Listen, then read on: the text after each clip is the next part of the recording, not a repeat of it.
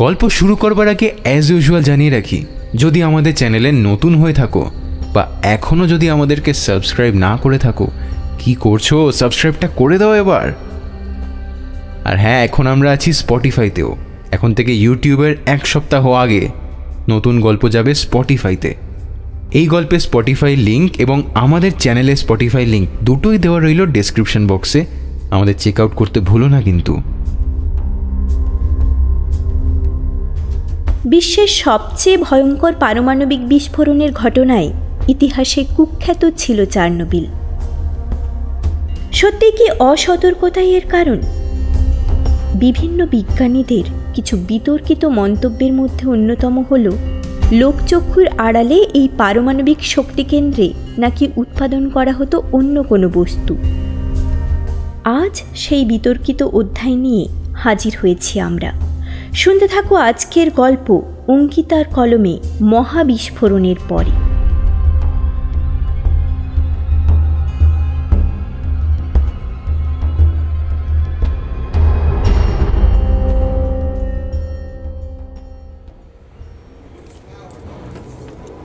সময় রাত 1:10, 26শে এপ্রিল 1986 সাল। স্থান Chernobyl nuclear power plant, Ukraine, Soviet যুক্তরাষ্ট্র। ঘরের মধ্যে ছেয়ে আছে টান টান উত্তেজনা। সবাই আসন্ন জয়ের আশায় উৎকণ্ঠিত। প্রত্যেকটা বিজ্ঞানী, সহকারী, এমনকি কাঁচের হেলমেটের আড়ালে কর্মীদের চোখ পর্যন্ত আকাঙ্ক্ষায় চকচক করছে। শুধুমাত্র অরুণাভর এই ঘরটাকে দুর্বিষহ লাগছে। মনে হচ্ছে বন্দিশালা। এই বন্দিশালা ভেঙে বাইরে বেরোনোর সাধ্য নেই তার। চোখ থেকে চশমাটা খুলে একবার মুছে নিল সে। কম্পিউটার স্ক্রিন থেকে চোখ সরিয়ে সামনের কাঁচের দেওয়ালটার দিকে তাকালো সে। কাঁচের দেওয়ালের ওপারটা রেডিও অ্যাক্টিভ জোন। সেখানে লোকেরা রূপালী জোব্বায় আপাদ মস্তক মুড়ে কাজ করছে। সামান্যতম রেডিও অ্যাক্টিভ রশ্মিও যেন শরীর স্পর্শ করতে না পারে। এই নিউক্লিয়ার রিয়্যাক্টরটা ইউক্রেনের একদম ধার ঘেঁষে সীমান্তের কাছাকাছি বানানো হয়েছে। প্রায় 5 বছর আগে সোভিয়েত ইউনিয়ন থেকে আমন্ত্রণ জানিয়ে একজন নিউক্লিয়ার ফিজিসিস্ট হিসাবে তাকে এখানে আনা হয়েছিল।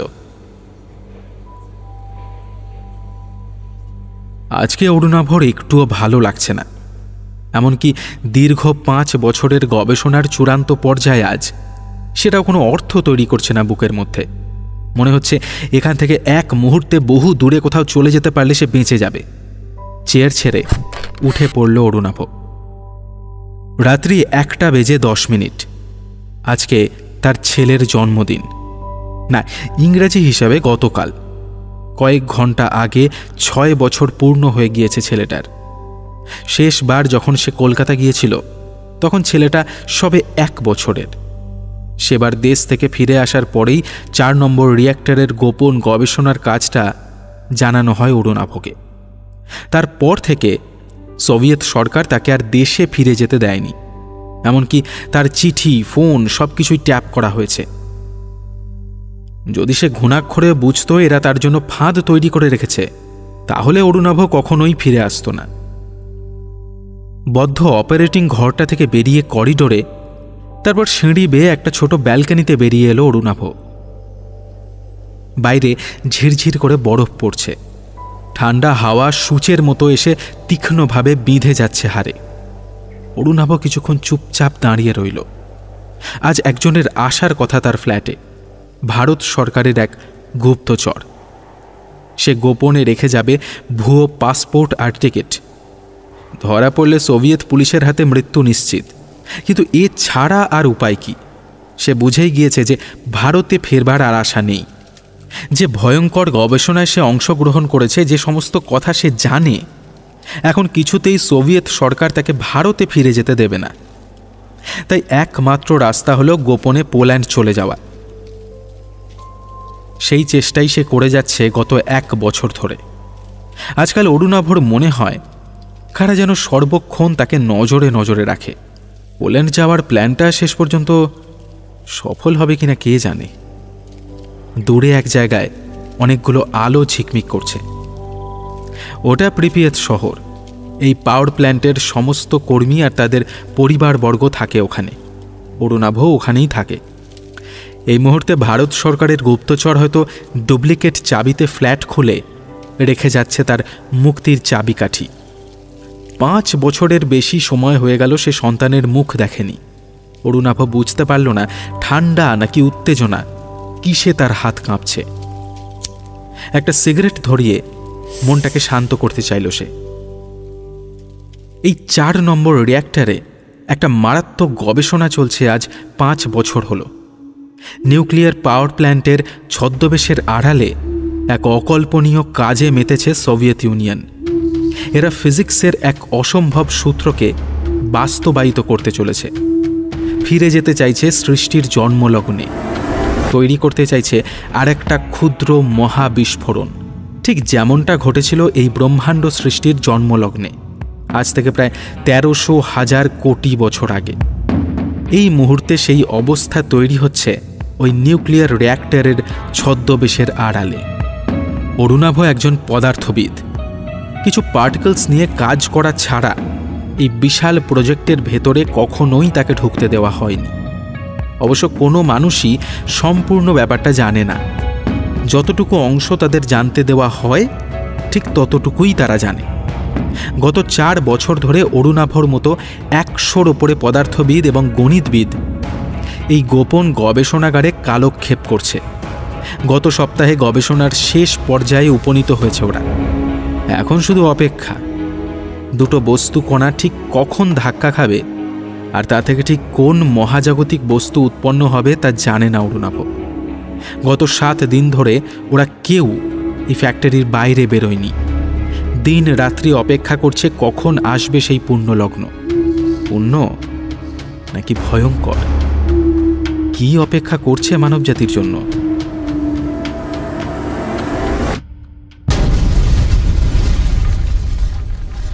একটা চাপা বিস্ফোরণের আওয়াজের সঙ্গে সঙ্গে পায়ের তলার মেঝেটা একবার কেঁপে উঠল। চমকে উঠল অরুণাভ। হাত থেকে সিগারেটটা পড়ে গেল। চারিদিক দিনের আলোর মতো সাদা হয়ে গিয়েছে। একটা প্রকাণ্ড দুলুনিতে ব্যালকনি ভেঙে মাটিতে পড়ে গেল অরুণাভ। আর প্রায় সঙ্গে সঙ্গেই একটা বিকট বিস্ফোরণের আওয়াজ আর আগুনের স্তম্ভ দেখতে পেল সে। চারপাশে স্টিলের পাত, কাঠের পার্টিশন, সিমেন্টের ব্লকের মতো অজস্র টুকরো টুকরো জিনিস এসে মেঝেতে আঘাত হানছে। অরুণাভ খুঁড়িয়ে খুঁড়িয়ে কোনো ক্রমে উঠে দাঁড়ালো। আর ঠিক সেই মুহূর্তেই একটা গরম শীষের গুলির মতো জিনিস তীব্র বেগে ছুটে এসে আঘাত করল অরুণাভর শরীরে। বস্তুটার গতির তীব্রতায় তার শরীরটা শূন্যে ছিটকে উঠল। অস্বাভাবিক যন্ত্রণায় কালো ছায়া নেমে এলো অরুণাভর চোখে।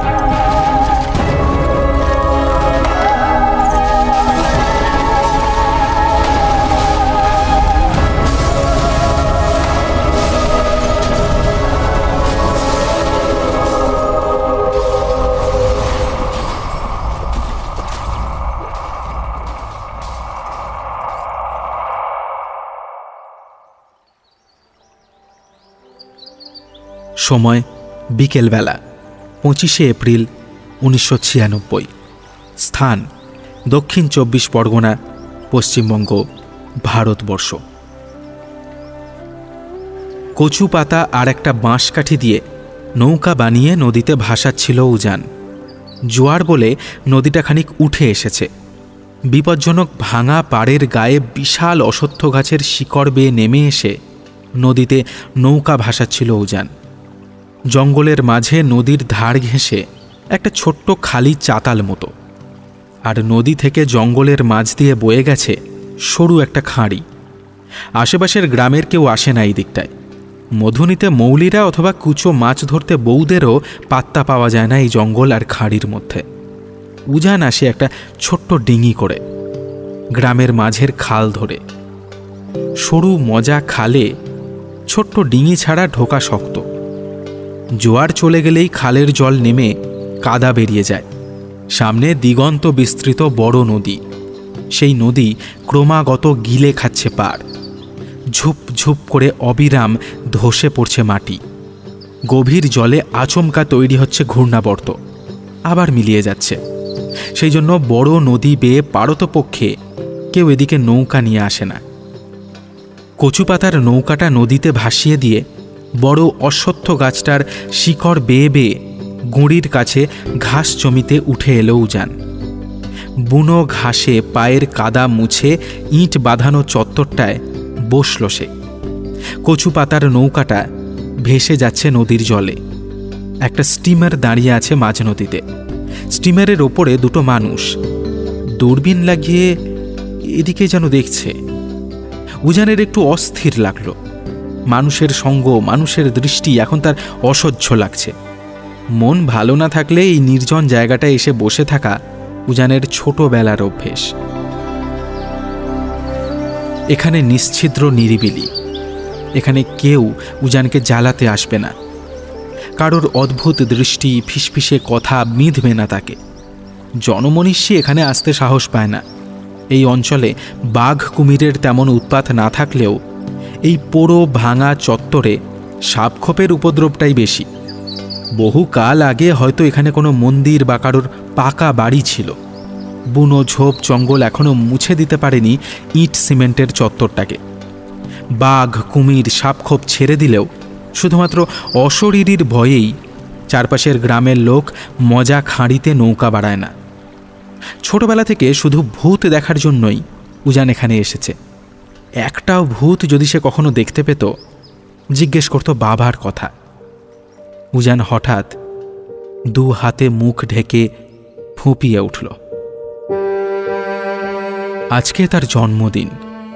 উজানের বাড়ির লোকেরা আজকের দিনটাকে ভুলে থাকতে চায়, যেন এই দিনটা কোনোদিন ছিলই না।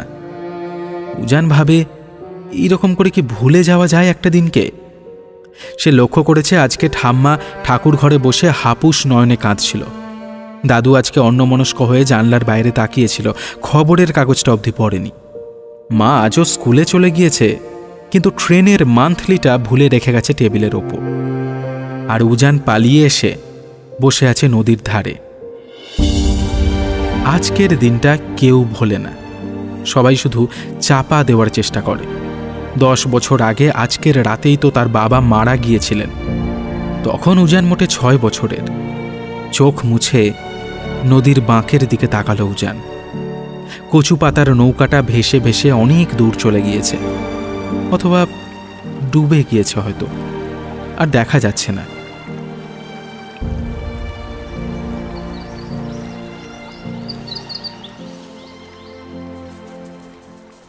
হঠাৎ একটা খসখস আওয়াজে স্নায়ু শক্ত হয়ে গেল উজানের। পাশের একটা আগাছার ঝোপ ঠেলে দ্রুত সন্ত্রস্ত ভঙ্গিতে সাপটা বেরিয়ে এলো। কালো কুচকুচে বেশ বড় একটা কেউটে। ঝোপ থেকে বেরিয়ে এসছে কয়েক হাত, কিন্তু তার অর্ধেকের বেশি এখনো ঝোপের আড়ালে। তাকে দেখতে পেয়েই সাপটা মাটি থেকে প্রায় হাত দেড়েক উঠে প্রকাণ্ড ফনা মেলল। সুন্দরবনের কেউটে, কথায় বলে বাঘও নাকি তাকে পথ ছেড়ে দেয়। উজান যেমন আলগোছে বসেছিল তেমনি বসে রইল, ওর কোনো হেল দোল নেই। সাপটা ক্রমাগত ফোঁস ফোঁস করছে। পুঁথির মতো চোখ দুটোতে জলজলে হিংস্রতায় কি এক সম্মোহনী হাতছাড়ি। এত কাছ থেকে ফনা তোলা কেউটে আগে কখনো দেখেনি উজান। সাপটা ছোবল মারলেই উজানের শরীরটা পেয়ে যাবে। সাপটাকে প্রলোভন দেখাতে উজান সামনে মেলে রাখা ডান পায়ের বুড়ো আঙুলটা নাচালো একটু। কয়েক সেকেন্ড সাপটার ফনাটা দুলল। চিরিক চিরিক করে চেরা জিভটা বের হলো দুবার। তারপরেই কোনো এক মন্ত্র শক্তিতে সাপটা ফনা নামিয়ে সুরসুর করে চাতাল পেরিয়ে অন্য একটা ঝোপের মধ্যে মিলিয়ে গেল। উজান একটা দীর্ঘশ্বাস ফেলে পকেটে হাত দিয়ে মার্বেলের মতো গুলিটা ছুঁয়ে দেখল। এইবার সেই গুলিটা পকেট থেকে বের করল সে। একটা অদ্ভুত কালো রং ওটার। অনেক কালো মার্বেলগুলি দেখেছে উজান, কিন্তু এর রঙের সঙ্গে যেন আর কিচ্ছুর তুলনা হয় না। এই রঙটা যেন ঠিক রং নয়, বরং সব আলো যেন শুষে নিচ্ছে গুলিটা, তাই কালো। এমনকি সূর্যের আলোতেও এটা চকচক করে না অন্যান্য মার্বেলগুলির মতো। যেন মনে হয় গুলিটার মধ্যে দিয়ে সূর্যের আলো যেতেই পারে না।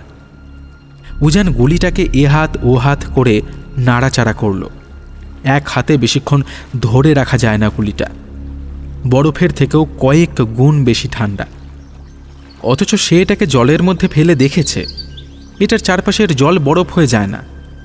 আগুনের মধ্যে ফেলে দেখেছে, এটার উত্তাপ বাড়ে না। কামার সালে হাতুড়ির পর হাতুড়ির বাড়ি দিয়েও এটাকে ভাঙতে পারেনি গ্রামের মধু কামার। কলকাতার কলেজের ল্যাবরেটরিতে ঢুকিয়ে নানা রকম অ্যাসিডে চুবিয়ে দেখেছে, সে গলে না, এমনকি কোনো চুম্বকও এর উপরে কাজ করে না। এটা ঠিক কী জিনিস? উজান খুব মনে করার চেষ্টা করে যে শ্মশানে গুলিটা আগে থেকেই কোনোভাবে পড়েছিল কিনা, কিন্তু অত ছেলেবেলার কথা তার পরিষ্কার মনে পড়ে না। ঘটনাটা ঠিক কী ঘটেছিল তা এখন সারা বিশ্ব জানে। এক ভয়ঙ্কর বিস্ফোরণে চেরনোবিলের পারমাণবিক শক্তি উৎপাদন কেন্দ্রের 4 নম্বর কারখানার অর্ধেক অংশ উড়ে গিয়েছিল। পারমাণবিক বিস্ফোরণ হিসাবে সেটা হয়তো খুব মারাত্মক ছিল না, কিন্তু কারখানার ভেতর থেকে ক্রমাগত বিষাক্ত তেজস্ক্রিয় কণা বেরিয়ে এসে মিশে গিয়েছিল বাতাসে। ইউক্রেনের ওই পারমাণবিক গবেষণার মারাত্মক ফল ভুগতে হয়েছে ইউরোপ আর সোভিয়েত ইউনিয়নের কয়েক কোটি মানুষকে। মারাত্মক রেডিয়েশনে জীবন ছাড়খাড় হয়ে গিয়েছে প্রায় 1.5 কোটি মানুষের। কয়েক মাসের মধ্যেই মারা গিয়েছিল প্রায় 4000-এরও বেশি মানুষ। কিন্তু সেটা কি শুধুই একটা পারমাণবিক শক্তি কেন্দ্র? তাহলে সারা পৃথিবীর কাছে এত গোপন কেন রেখেছিল রাশিয়ান সরকার? নাকি ওখানে আরও কোনো গোপন গবেষণা চলত? সারা পৃথিবীর কাছে চেরনোবিল এখন একটা অভিশপ্ত জায়গার নাম।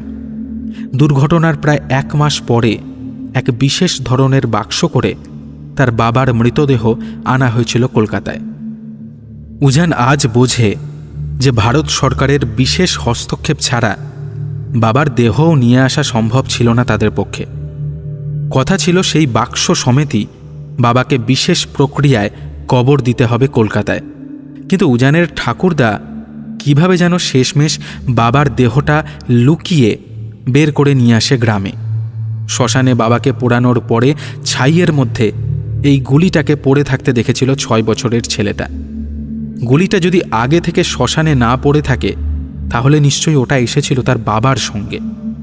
কিন্তু কিভাবে, কি করে ওই দেশ থেকে এরকম একটা অদ্ভুত জিনিস বাবার সঙ্গে চলে এলো? গুলিটা কি কোনোভাবে বাবার শরীরের মধ্যে ঢুকে গিয়েছিল, তাই কেউ টের পায়নি? উজান জানে এই গুলিটার কোনো একটা বিশেষ শক্তি আছে। ওটা সঙ্গে থাকলে উজানের কাছে কোনো পোকামাকড় জীবজন্তু কিচ্ছু ঘাসে না। ঠিক যেমন এই সাপটা মাথা দুলিয়ে পালিয়ে গেল। এটা কোনো সাধারণ গ্রাম্য কিশোর ছেলের অদ্ভুত কল্পনা নয়। উজান বিশেষ চিন্তা শক্তির অধিকারী।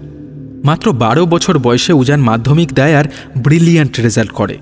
হইচই পড়ে গিয়েছিল গোটা বাংলা জুড়ে। এখন তার 16 বছর বয়স। কলকাতায় মামার বাড়িতে থেকে সে এই বছর স্পেশালভাবে ফিজিক্স অনার্সের পরীক্ষা দিচ্ছে। উজান জানে যে গ্র্যাজুয়েশনেও সে খুব ভালো রেজাল্ট করবে। এইবার সে বিদেশে পড়তে যাওয়ার পরীক্ষা দেবে। তার ইচ্ছা কোয়ান্টাম ফিজিক্স নিয়ে পড়ার। এবারে গ্রামে ফেরার আগে MITর প্রফেসর অ্যালান গুথকে সে একটা মেইল করে এসেছে। প্রফেসর গুথ কসমোলজি নিয়ে গবেষণা করেন।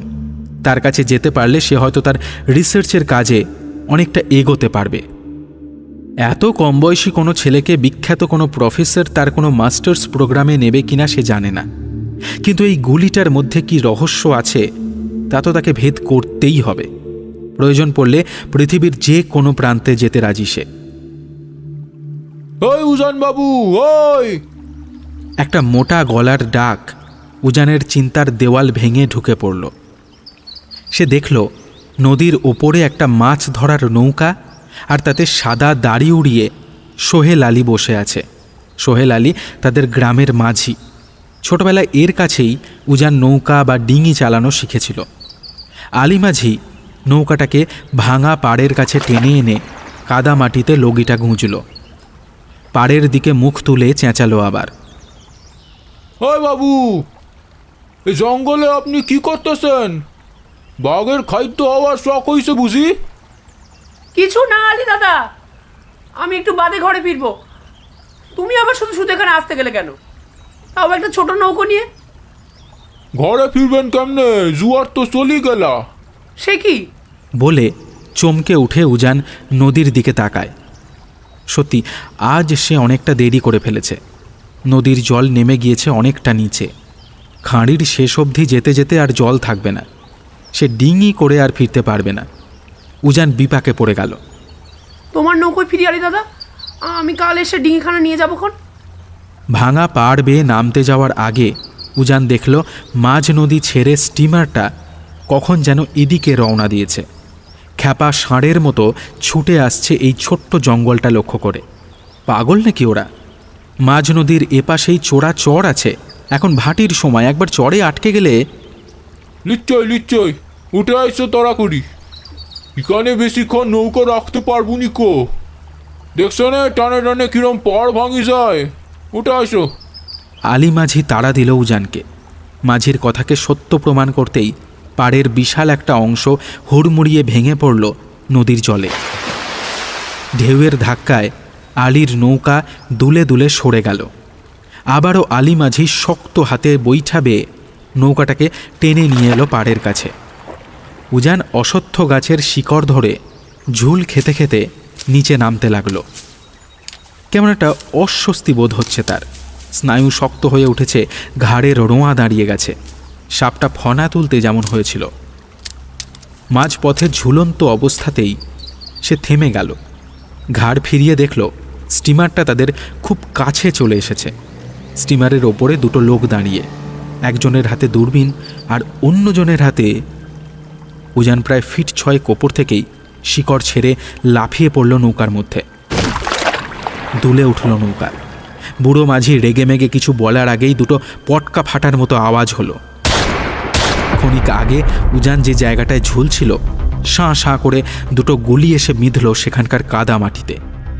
দু হাতে নৌকার পাটাতন চেপে ধরে উজান চিৎকার করে উঠল, শুয়ে পড়ো আলী দাদা, শুয়ে পড়ো, গুলি গুলি চলছে। বুড়ো মাঝি তার আগেই চকিতে লগিতে ঠেলা দিয়ে নদীর স্রোতে নৌকা ভাসিয়ে দিয়েছে। ঠং করে একটা গুলি এসে লগির বাঁশটা ফাটিয়ে দিল। ভাটার টান শুরু হয়ে গিয়েছে। ডিঙিটা জলের মধ্যে একবার কাত হয়ে প্রায় ডুবে যাওয়ার উপক্রম হলো। পরক্ষণেই আবার খাড়া হয়ে উঠল। ঠং ঠং করে আরও দুটো গুলি এসে লাগলো ডিঙির কানায়। নৌকার পাটাতনে শুয়ে উজান দেখল স্টিমারটা নদীর মাঝের ডুবো চড়ায় আটকে গেছে। আগ্নেয়াস্ত্র হাতে লোকগুলো শীতল দৃষ্টিতে উজানকে দেখছে। শিকার ফসকে যাওয়ার গনগনে রাগ সেই দুই চোখে। আলী মাঝির ছোট্ট নৌকাটা ভাটির টানে প্রায় সারানপুরের বাঁধ অবধি চলে এসেছে। সারানপুরের নদীঘাটে কোনো ক্রমে নৌকাটা ভিড়িয়ে মাঝি গামছায় মুখ মুছে উজানের দিকে তাকিয়ে ভ্রু কুচকাল। এতক্ষণেও উজানের হৃৎপিণ্ডের নাচানাচি কমেনি, বরং সে যত ভাবতে যাচ্ছে তত তার বুকের কাঁপুনি বেড়ে চলেছে। এই লোক দুটোকে সে কলকাতায় দেখেছে তাদের কলেজের সামনে। একটা বিচ্ছিন্ন ঘটনা তার মনে পড়ে যাচ্ছে বারবার। কিছুদিন আগে তার কলেজের একটা ছাত্র কিডন্যাপ হয়েছিল। সেই ছেলেটার নামও ছিল উজান। সেই জন্যই তো আজ সে কলকাতা ছেড়ে পালিয়ে এসেছে গ্রামে। গ্রামে এসে শুনেছে অন্য উজানকে ওরা খুন করেছে। লাশটা রেখে গেছে কলেজের সামনে। কলেজের গেটে কিডন্যাপিংয়ের ঘটনাটা উজানের চোখের সামনেই ঘটেছিল। চুল ছোট করে ছাঁটা, কঠিন চোয়াল আর গলায় সাপের ট্যাটুওয়ালা লোকটাকে সে স্পষ্ট দেখেছিল। আজ স্টিমারের ছাদেও সে সেই একই লোককে দেখেছে বন্দুক হাতে। লোকগুলো তাকে অনুসরণ করছে। অন্য ছাত্রটাকে নয়, তাকেই কিডন্যাপ করার উদ্দেশ্য ছিল এই লোকগুলো। কারা এরা?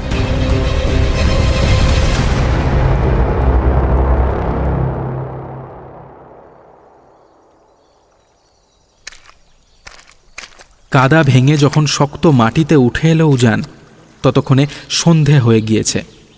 আলী মাঝির প্রশ্নবাণ থেকে অতি কষ্টে রেহাই পেয়েছে সে। মাঝিকে বুঝিয়েছে লোকগুলো হয়তো ডাকাত, ওই জায়গাটা হয়তো তাদের ডেরা।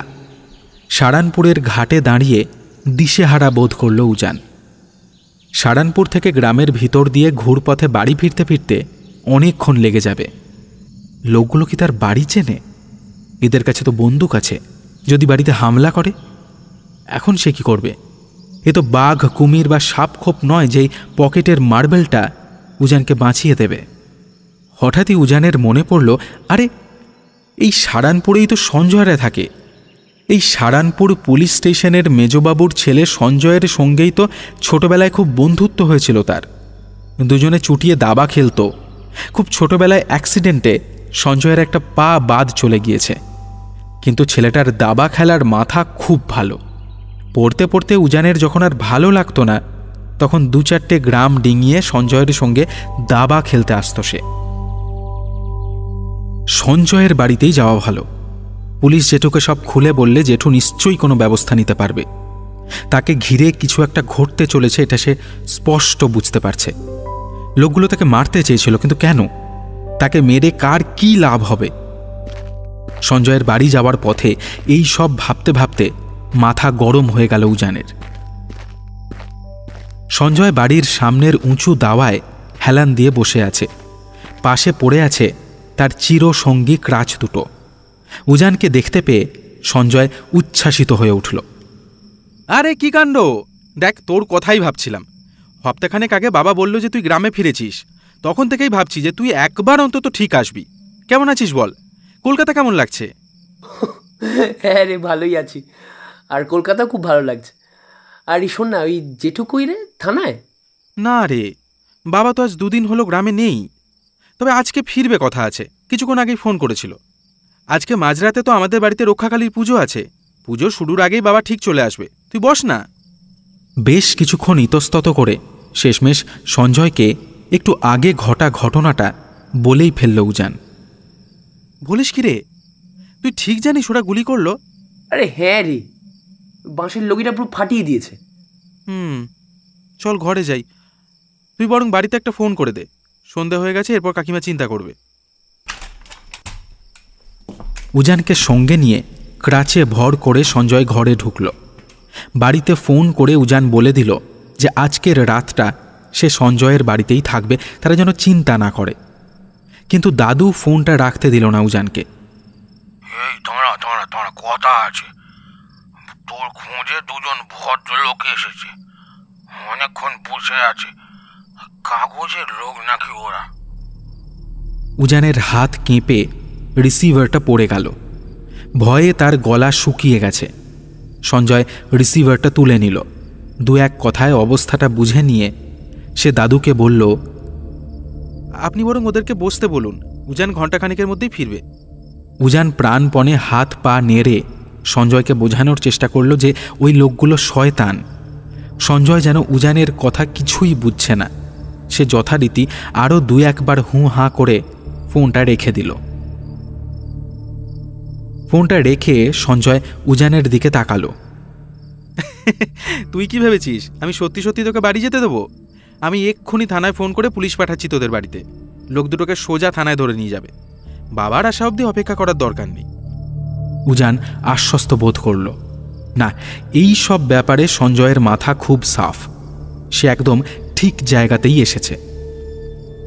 সঞ্জয় থানায় ফোন করার আগেই উজানের দাদু আবার ফোন করলেন।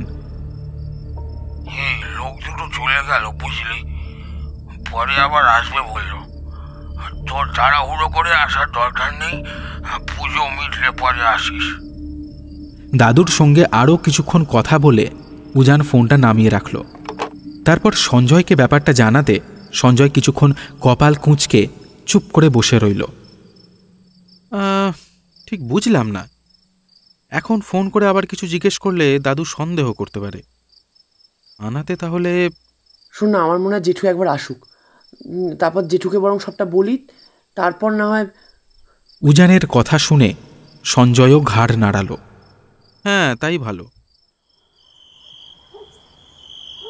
সঞ্জয় আর উজান মণ্ডপের চাতালে বসে কথা বলছিল।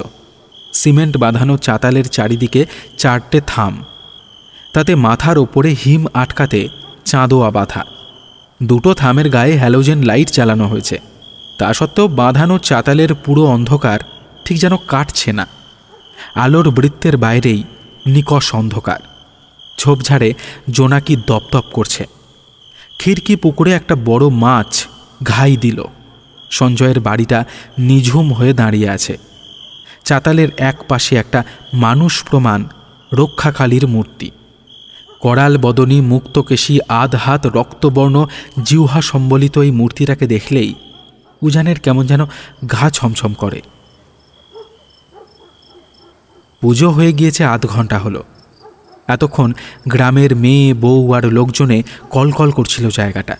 এখন প্রসাদ পেয়ে যে যার ঘরে চলে গিয়েছে। কিছুক্ষণ হলো পুরুতমশাইও চাল কলা বেঁধে নিয়ে চলে গিয়েছেন। মায়ের মূর্তির কাছে কাউকে থাকতে হবে, তাই দুই বন্ধুতে বসেছিল। সঞ্জয়ের বাবা ফেরেননি, তবে এমনটা নাকি হয়েই থাকে। সঞ্জয় বলল, আরে চিন্তা করিস না, কাল সকালে যদি বাবা না ফেরে তাহলে থানায় গিয়ে লোকগুলো কেমন দেখতে জানিয়ে একটা ডায়েরি করে দিলেই হবে। উজান ভোর হওয়ার জন্য ছটপট করছিল। সঞ্জয়ের সঙ্গে গল্প করতে করতে অন্যমনস্ক হয়ে কখন যেন সে চুপ করে গিয়েছে। তাকে চুপ থাকতে দেখে সঞ্জয়ও চুপ করে বসেছিল। হঠাৎ নিস্তব্ধতা ভেঙে সঞ্জয় বলে উঠল, আচ্ছা তোর সেই মার্বেলটা একবার দিয়ে তো দেখি। উজান পকেট থেকে মার্বেলটা বের করে সঞ্জয়কে দিল। এটাকে দেখলে মার্বেল বলে তো মনেই হয় না রে, মনে হয় যেন একটা অন্ধকার গর্তের মতো। উফ, মার্বেলটা কি গরম রে? সঞ্জয়ের কথায় উজান অবাক হয়ে গেল। গরম? দীর্ঘ 10 বছরে গুলিটাকে কখনো ঠান্ডা ছাড়া গরম দেখেছে বলে সে মনে করতে পারে না। গরম? হ্যাঁ, কি কথা বলছিস? উজান উবু হয়ে বসে গুলিটা কুড়াতে যাওয়ার ঠিক আগেই একটা অদ্ভুত ঘটনা ঘটল। গুলিটা সঞ্জয়ের হাত থেকে পড়ে গিয়েছিল চাতালের মাঝখানে, পুজোর ঘট থালা যেখানে রাখা ছিল সেখানে। উজান দেখল চাতালের ঝকঝকে সিমেন্ট বাঁধানো মেঝের ওপর কালো গুলিটা পড়ে রয়েছে, কিন্তু ঘট আর থালার চিহ্ন মাত্র নেই। গুলিটার আয়তন যেন বেড়ে গিয়েছে খানিকটা। উজান ধপ করে বসে পড়ল মাটিতে। ব্যাপারটা সঞ্জয়ও লক্ষ্য করেছে। সে চাপা উত্তেজিত গলায় বলল, গুলিটা লাগতেই ঘট আর থালাটা অদৃশ্য হয়ে গেল। এটা কি রে? উজান সঞ্জয়ের হাত টেনে ধরে সরিয়ে আনলো তাকে গুলিটার কাছ থেকে। সে বুঝতে পারছে না এসব কি ঘটছে, কিন্তু তার স্নায়ু শক্ত হয়ে গিয়েছে। বিপদের আভাস দিচ্ছে ষষ্ঠ ইন্দ্রিয়। ঠিক তখনই চাতালের অন্য পাশে সেই লোক দুটো এসে দাঁড়ালো। তাদের ছায়া চাতালে পড়তেই উজান আর সঞ্জয় চমকে উঠে মুখ তুলে তাকালো। উজান দেখল ওদের হাতে লম্বা নল লাগানো একটা পিস্তল।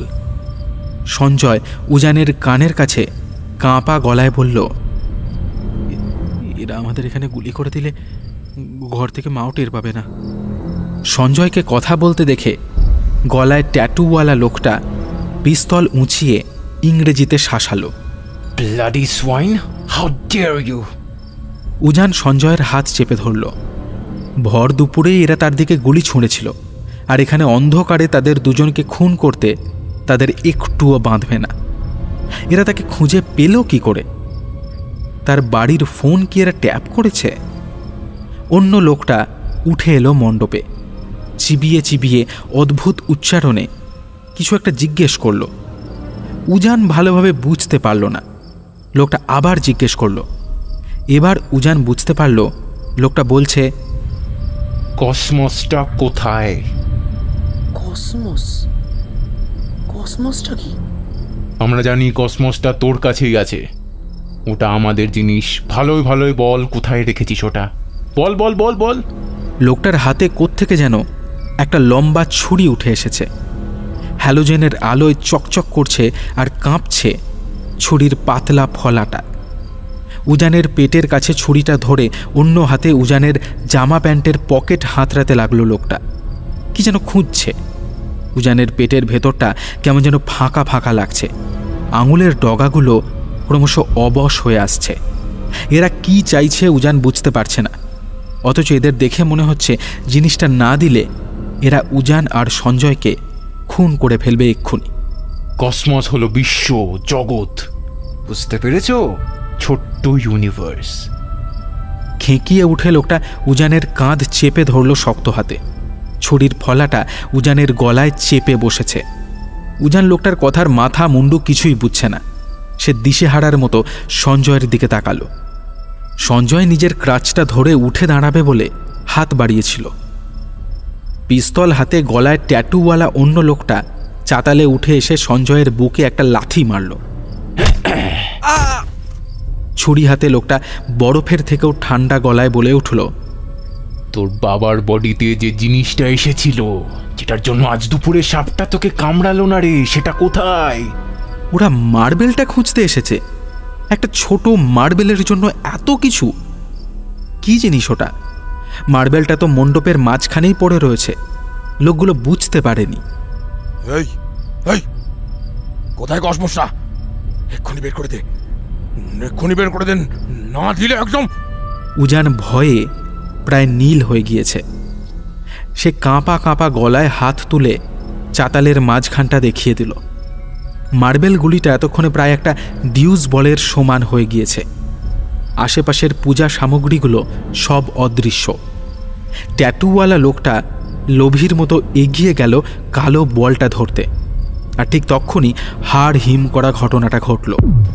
লোকটা গোলকটাকে ছুঁতে না ছুঁতেই প্রবল আকর্ষণে সেটার মধ্যে ঢুকে যেতে লাগলো।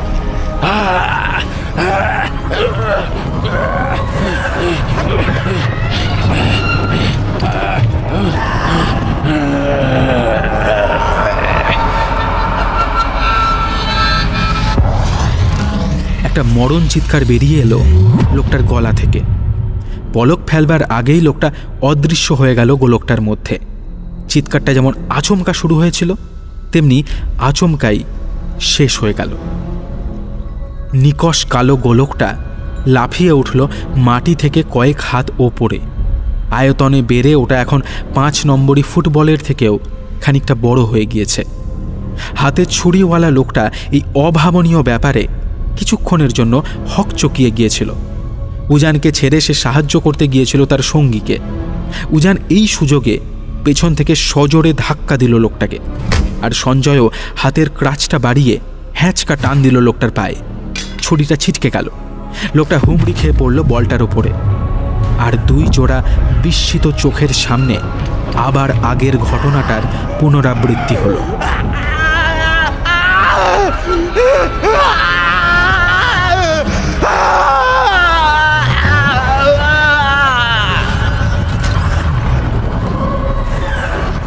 বিভৎস চিৎকারটা ভেসে বেড়াতে লাগলো পূজার মণ্ডপে। উজান দেখল কালো গোলকটা আরো বড় হয়ে গিয়েছে। এতক্ষণে সে স্পষ্ট অনুভব করল ওটার আকর্ষণ আর উত্তাপ। এক প্রবল আকর্ষণে সব কিছুকে যেন নিজের পেটের মধ্যে টানছে ওই কালো গহ্বরটা। উজানের মনে হলো সে আর সঞ্জয় যেন এক্ষুনি ছিটকে ঢুকে যাবে ওটার মধ্যে। কোনো মতে এক হাতে চাতালের থাম আর অন্য হাতে সঞ্জয়কে আঁকড়ে ধরল উজান। সঞ্জয়ও তাকে আঁকড়ে ধরেছে। অস্বাভাবিক বিভৎস এক টানে মাটি ছেড়ে শূন্যে উঠে গিয়েছে ওদের দেহ। থামটা মর্মর শব্দে দুলছে। কালী মূর্তি, পুজোর বাসনকোসন, ফলমূল, মণ্ডপের বাঁশ, হ্যালোজেন লাইট, চাঁদোয়া সবকিছু এক তীব্র আকর্ষণে ঘুরতে ঘুরতে তলিয়ে যাচ্ছে কালো কসমসটার অন্ধকার জগতে। ভয়ঙ্কর আওয়াজ তুলে থামটা দড়াম করে ভেঙে পড়ল। আশ্রয় থেকে হাত সরে গেল উজানে। সে বুঝল ভয়ঙ্কর এক মহাজাগতিক টানে তার দেহটাও ক্রমশ এগিয়ে চলেছে গোলকের দিকে। অজ্ঞান হয়ে যাওয়ার ঠিক আগের মুহূর্তে উজানের মনে হলো কারা যেন তাকে জাপটে ধরেছে, টেনে বের করে নিচ্ছে ওই কালান্তক গোলকের ভীষণ আকর্ষণ থেকে।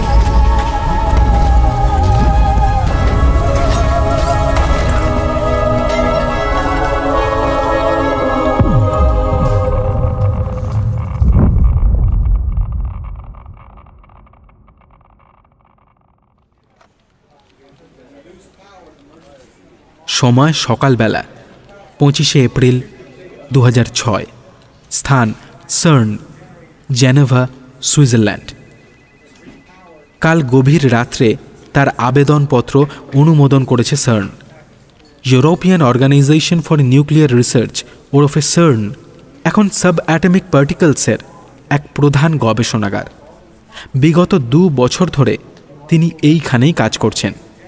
আজকের দিনটা সত্যি তার জীবনের এক অসামান্য দিন। গত কয়েক বছরে তার একের পর এক পেপার প্রকাশিত হয়েছে ইলেকট্রনের অতি পারমাণবিক বিভিন্ন কণার ওপর। বস্তুর সবথেকে ক্ষুদ্র অংশ হল ইলেকট্রন, আর এই ইলেকট্রনকে আরও ভাঙলে পাওয়া যায় বিভিন্ন অতি পারমাণবিক কণা, যার মধ্যে লুকিয়ে আছে এই বিশ্বজগতের সব প্রশ্নের উত্তর। হই হই পড়ে গিয়েছে তার পেপারগুলো নিয়ে বৈজ্ঞানিকদের মধ্যে। মুখার্জির নতুনতর ভাবনা চিন্তায় নড়ে চড়ে বসেছে বিশ্বের তাবর তাবর বৈজ্ঞানিকরা। সবার অভিনন্দন স্বীকার করে নিজের ল্যাবে এসে ঢুকলেন তিনি। দরজার বাইরে ঝুলিয়ে দিলেন ডু নট ডিস্টার্ব বোর্ড। আজকে তার সঙ্গে অনেকেই দেখা করতে আসবে। মাত্র ২৬ বছর বয়সেই তিনি এত বড় একটা কৃতিত্বের মুখোমুখি দাঁড়িয়ে আছেন যে, কিন্তু এখন কিছুক্ষণ তার একলা থাকার বড় প্রয়োজন। ল্যাবের টেবিলে একটা বোতাম টিপতে সরে গেল এক পাশের দেওয়ালের খানিকটা অংশ। দেওয়ালের অন্য পাশে বিশেষ ধরনের কাঁচে ঘেরা একটা কক্ষ। ঘরের অন্য ধারে খাঁচায় রাখা ক্যানারি পাখিটা ছটপট করে উঠল। জীবজন্তুরা এই জিনিসটা দেখলেই পালিয়ে যায়। তিনি পরীক্ষা করে দেখেছেন এটা থেকে একটা অদ্ভুত তরঙ্গ বের হয়। মানুষ ধরতে পারে না, কিন্তু পশু পাখি বা সরীসৃপ এটা অনুভব করতে পারে। কাঁচের ওপার থেকে তরঙ্গ বোঝার সাধ্য হয়তো পাখির নেই, কিন্তু তবু সে ছটপট করছে। প্রায় ১০০ বর্গমিটার ঘরটার মধ্যে বিশেষ উপায়ে রাখা আছে একটা ছোট্ট মার্বেল গুলিকে। গুলিটা এখন আর আগের মতো নিকষ কালো নেই। তরুণ বৈজ্ঞানিক উজান মুখার্জি শরীরটা চেয়ারে হেলালেন। 10 বছর আগে ঘটেছিল ঘটনাটা। পুলিশ জেঠু খুব সামাল দিয়েছিল সেই সময়। গ্রামে রটিয়ে দিয়েছিল মা কালী জাগ্রত হয়ে সবাইকে গ্রাস করেছে বলে। পরে খবর নিয়ে দেখা গিয়েছিল লোকগুলো নাকি ছিল রাশিয়ার চর। তাদের কাগজপত্র পুলিশ জেঠু গ্রামেরই কোনো এক পোড়ো বাড়িতে খুঁজে পায়। তারপর কয়েক মাস খুব ভয়ে ভয়ে ছিল ওরা, কিন্তু আর কোনো হামলা হয়নি। তারপরে এই MIT-তে প্রফেসর অ্যালান গুথের কাছে পড়তে আসা উজানের জীবনটাই বদলে দিয়েছে। কি বলেছিল ওই রাশিয়ান চর দুটো? Cosmos, universe. উজান কখনো গুলিটাকে হাতছাড়া করেনি। ওটা একবারই ওরকম হয়েছিল। আচমকা স্ফীত হয়ে উঠেছিল গুলিটা। উত্তাপ বেড়ে গিয়েছিল কয়েক হাজার গুণ। প্রবল আকর্ষণে গিলে খেয়েছিল চারপাশের সব কিছু। পরের দিন সকালে ভাঙা মণ্ডপের মধ্যে থেকে গুলিটাকে খুঁজে পায় উজান। আগের মতোই ছোট, কালো, হিমশীতল। শুধু খুব ভালো করে দেখলে বোঝা যায় সেই নিকষ কালো অন্ধকার বস্তুটির কেন্দ্রে এক অতি ক্ষীণ রশ্মি ফুটে উঠেছে। উজান স্পষ্ট জানে না কি ঘটেছিল সেদিন, তবে সে আন্দাজ করতে পারে। আজ থেকে 1370 কোটি বছর আগে আমাদের এই বিশাল মহাবিশ্ব তৈরি হয়েছিল। প্রাথমিক অবস্থায় কিচ্ছু ছিল না সেখানে। তারপর তৈরি হয় এনার্জি বা শক্তি। তারপর সেখান থেকে তৈরি হয় বিভিন্ন অতি পারমাণবিক আয়ন বা কণা। ক্রমে গঠিত হয় পরমাণু, তারপর অণু, তারপর হাইড্রোজেন, হিলিয়াম। এনার্জি পরিবর্তিত হয়ে তৈরি হয় অভিকর্ষ বল বা গ্র্যাভিটি, আর তড়িৎচুম্বকীয় বল বা ইলেকট্রোম্যাগনেটিক ফোর্স। সেই জন্মলগ্নে মহাবিশ্বের তাপমাত্রা ছিল অত্যন্ত বেশি, কিন্তু কয়েক সেকেন্ড পর থেকেই তার তাপমাত্রা দ্রুত কমতে থাকে। তাপমাত্রা কমে হিমাঙ্ক বা মেল্টিং পয়েন্টের বহু নিচে নেমে যায়। কিন্তু এই পর্যায়টা ছিল অন্ধকার যুগ। মহাবিশ্বের জন্ম মুহূর্তের প্রায় 20 কোটি বছর পর প্রথম কোনো গ্যালাক্সি বা নক্ষত্রের জন্ম হয়েছিল। বিজ্ঞানীরা আন্দাজ করেন যে সেই সময় বিশ্বের অভিকর্ষজ বল অত্যন্ত বেড়ে যাওয়ায় বিভিন্ন গ্যাসের অণু পরমাণু এক হয়ে প্রথম নক্ষত্রটি তৈরি করেছিল। তরুণ বিজ্ঞানী ল্যাবের মধ্যে এক বিশেষ প্রক্রিয়ায় তৈরি কম্পিউটার দ্বারা আল্ট্রা মাইক্রোস্কোপ চালু করলেন। মনিটরের পর্দায় ফুটে ওঠে গোলকের আভ্যন্তরীণ অবস্থার পুঙ্খানুপুঙ্খ ছবি। 10 বছর আগে গুলিটার মধ্যে তিনি প্রথম এক ক্ষীণ রশ্মি দেখতে পান। কোনো এক অলৌকিক গতিতে এই ক্ষুদ্র বিশ্বটি আমাদের বিশ্বের প্রথম 20 কোটি বছরকে পার করেছিল মাত্র 10 বছরে। পরবর্তী 10 বছরেও এটা অনেক সমৃদ্ধ হয়ে উঠেছে।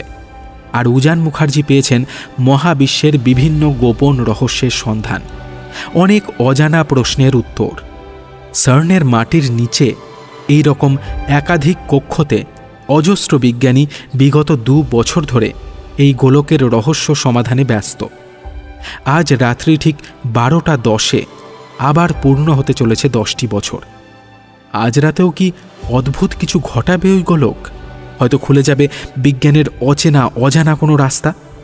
হয়তো মানুষ আরও দ্রুত এগিয়ে যাবে উন্নতির পথে। হয়তো যোগাযোগ স্থাপন হবে কোনো এক সমান্তরাল জগতের সঙ্গে, যেখানে প্রবীণ বিজ্ঞানী অরুণাভ মুখার্জির কাঁধে কাঁধ মিলিয়ে পদার্থবিদ্যার দুরূহ সমস্যার সমাধান করে থাকেন এক তরুণ বিজ্ঞানী। মাইক্রোস্কোপে চোখ রেখে উজান দেখতে থাকে এক অপার্থিব জগৎ।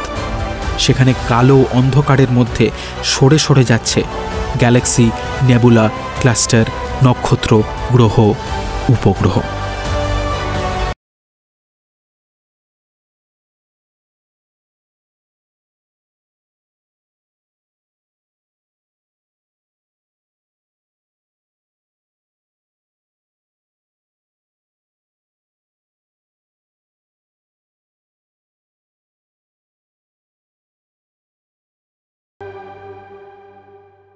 শুনছিলে মহাবিস্ফোরণের পরে।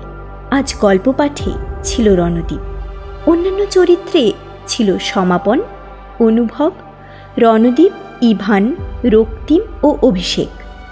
নির্দেশনায় ছিল অনুভব। শব্দগ্রহণ ও আবহ সৃষ্টি করেছে ম্যাক্স। গল্পের সূত্রধার ছিল অনুভব এবং আমি স্মিতা।